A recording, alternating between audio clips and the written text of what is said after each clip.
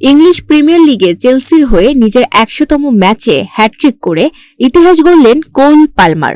উলভারহ্যাম্পটনের বিপক্ষে ৩-১ গোলের জয় এনে দিয়ে ম্যাচের নায়ক হন ইংলিশ তারকা ফরোয়ার্ড। ম্যাচের প্রথমার্ধেই মাত্র ২৫ মিনিটের ব্যবধানে ৩টি গোল করে চেলসিকে বড় লিড এনে দেন পালমার। তার ২টি গোল আসে পেনাল্টি থেকে, আর তৃতীয়টি ছিল ওপেন প্লে থেকে দুর্দান্ত ফিনিশিং। পালমারের এই পারফরম্যান্সে মোলিনিউজ স্টেডিয়ামে দাপুটে জয় পায় ব্লুজরা। এই হ্যাটট্রিকের মাধ্যমে পালমার চেলসির ইতিহাসে নতুন মাইলফলক স্পর্শ করেন। এটি ছিল চেলসির হয়ে তার চতুর্থ প্রিমিয়ার লিগ হ্যাটট্রিক, যা তাকে ক্লাবটির আধুনিক যুগের অন্যতম সফল গোল স্কোরারদের তালিকার শীর্ষে তুলে দিয়েছে। ১০০ ম্যাচে এমন কীর্তি করে তিনি প্রমাণ করলেন কেন তাকে চেলসির ভবিষ্যৎ তারকা হিসেবে বিবেচনা করা হয়। পালমারের দুর্দান্ত পারফরম্যান্সে চেলসি লিগ টেবিলে গুরুত্বপূর্ণ ৩ পয়েন্ট অর্জন করে এবং শীর্ষ ৪-এর দৌড়ে নিজেদের অবস্থান আরও শক্ত করে।